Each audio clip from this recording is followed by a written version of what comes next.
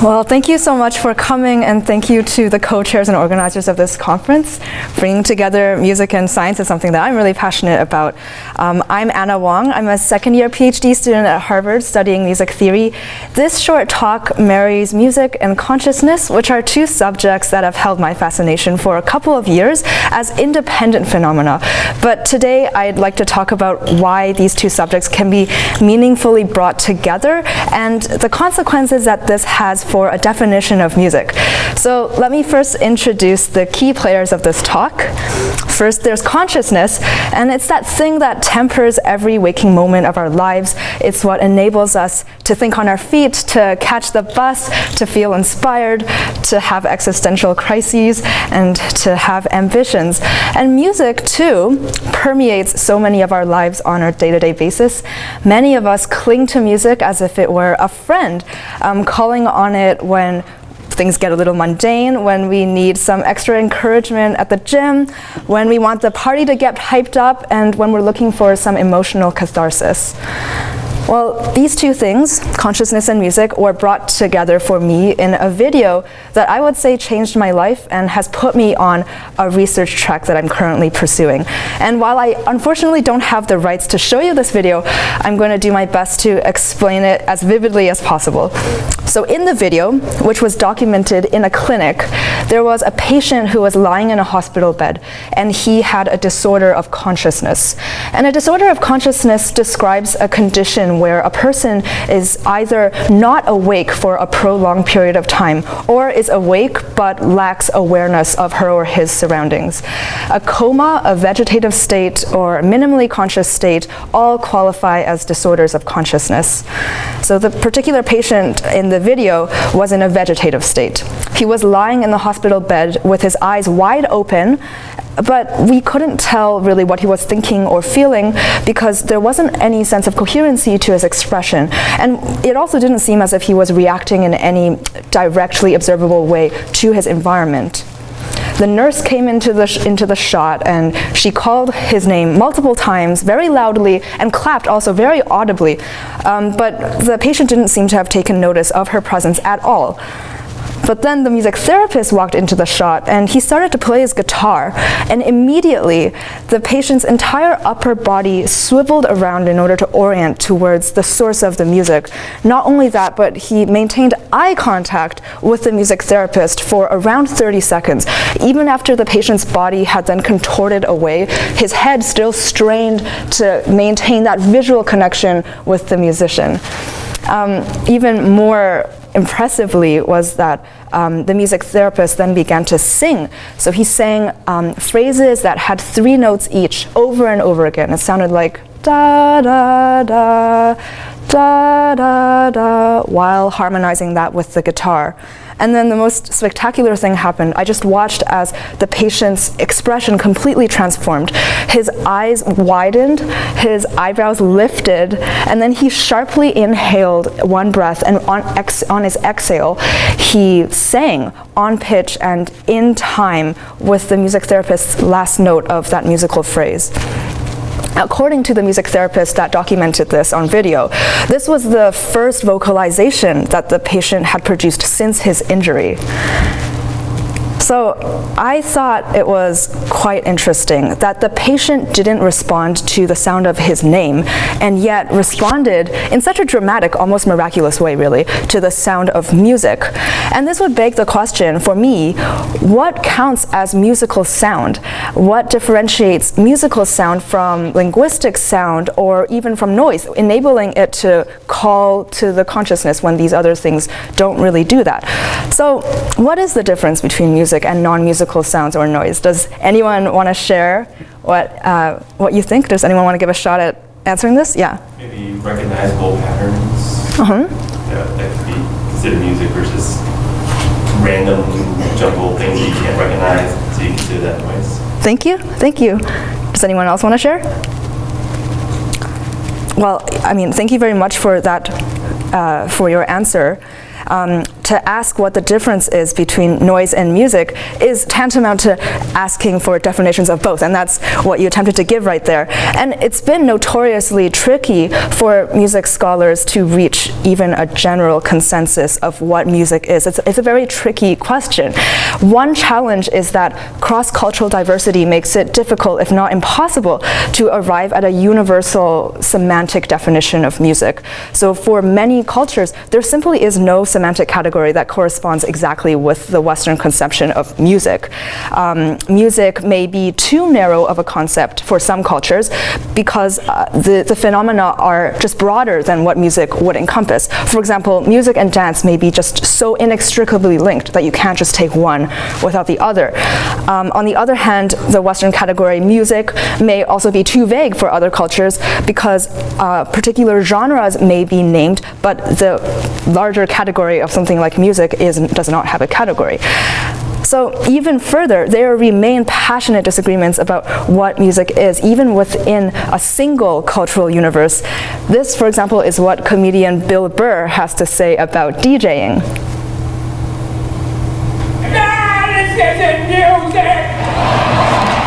So that may have been just a comedy skit, but the phenomenon of casting aside what some people call music as not music is definitely a reality. So I'm going to play for you now an excerpt of a work by George Crumb entitled Black Angels.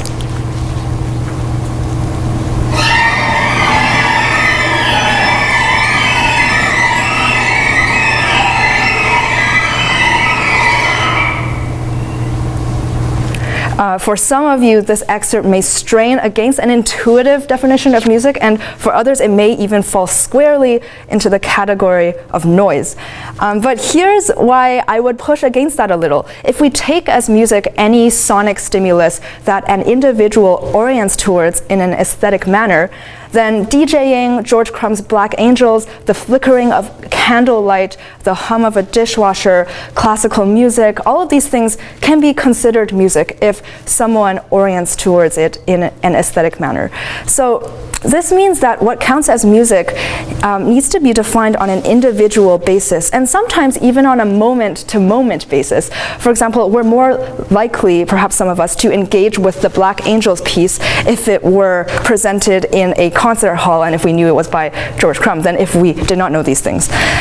Sometimes we'll be more in a mood that's conducive to aesthetic musical listening than in other times.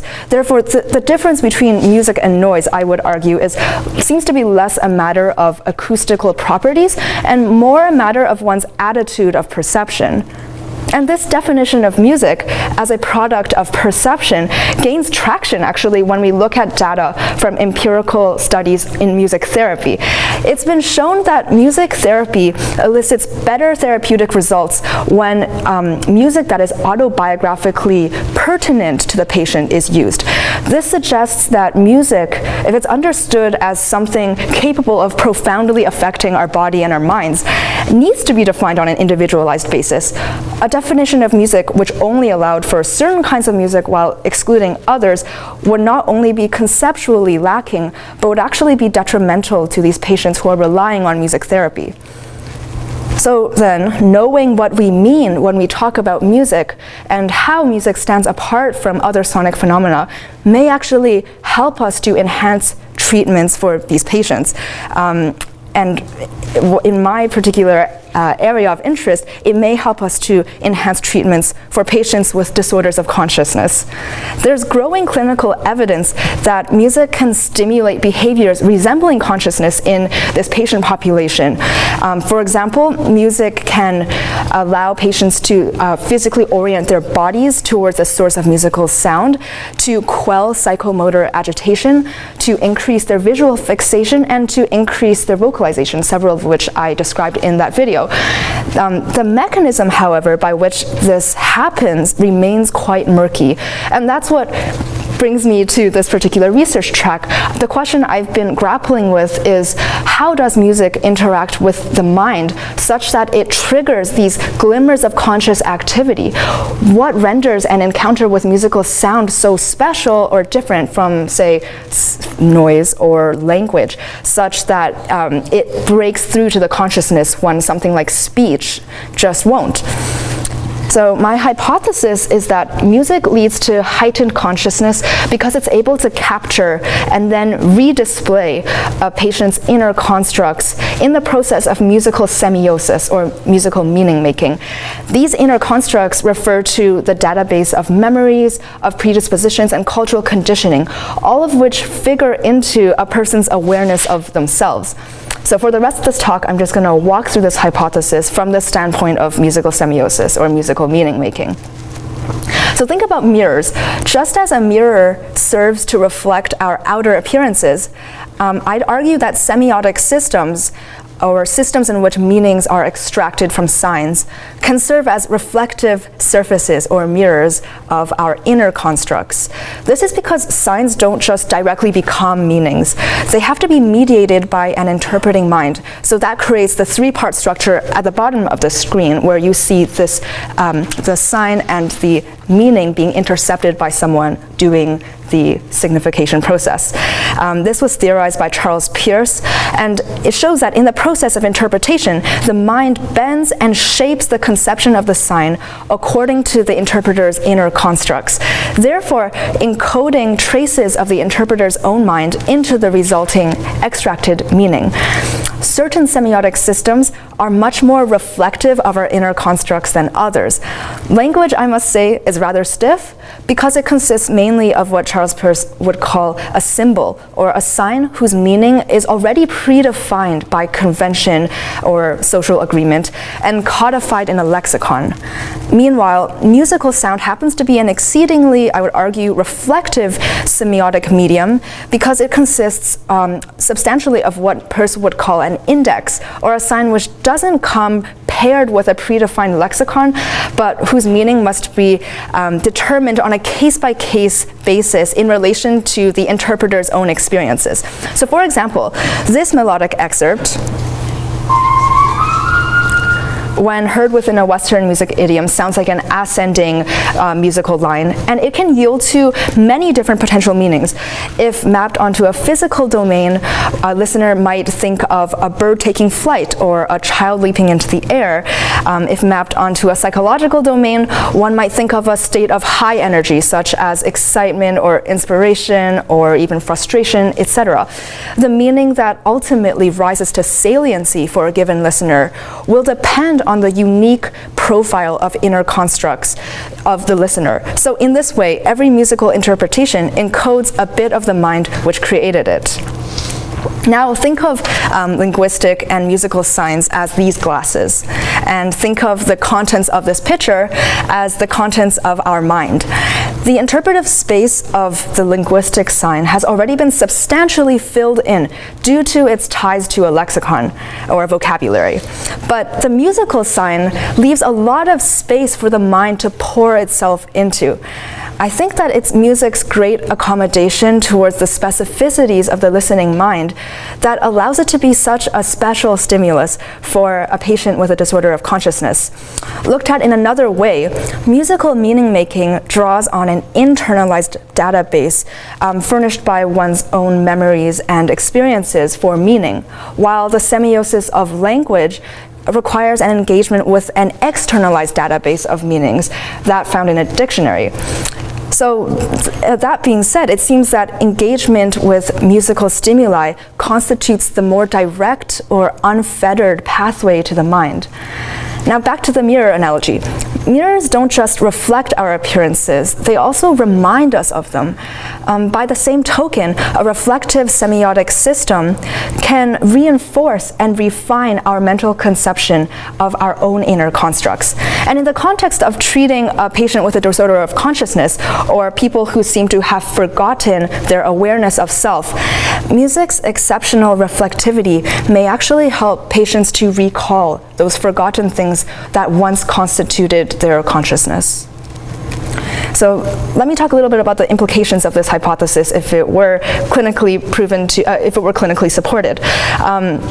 It would first give reason for the field treating disorders of consciousness to reconsider the standard diagnostic for to diagnose these disorders of consciousness. The current diagnostic relies heavily on the patient's ability to comprehend verbal commands. But as I've suggested, linguistic semiosis doesn't stimulate the patient's sense of self and awareness as effectively nor as directly as musical semiosis does. And so the current diagnostic actually risks misrepresenting the patient's level of consciousness as lower than in actuality. The support for this hypothesis would also establish a concrete direction for the development of future treatments for disorders of consciousness.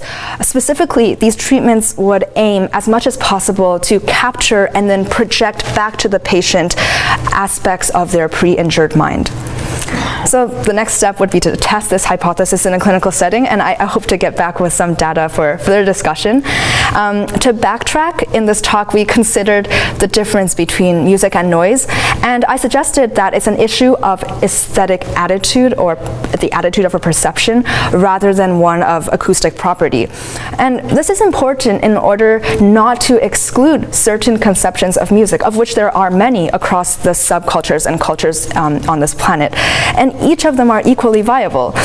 The question of what music is and what music isn't has ramifications for the advancement of music therapy. Perhaps it's because of music's inability to be pinned down as a static list of physical traits that enables it to operate in our lives in such versatile and intimate ways, even to the extent of pulling us out of the subconsciousness, or unconsciousness, sorry. And in that sense, it may be the non-quantifiability of music that enables it to elicit such empirically dramatic results in the clinic. Thank you.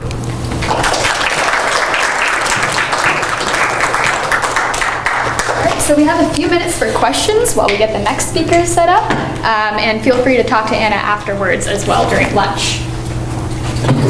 Yeah, sure. Questions? Yeah. Yes.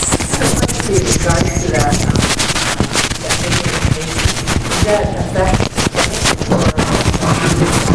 the way that we fall back into that stage? If so, do the music therapists go back, and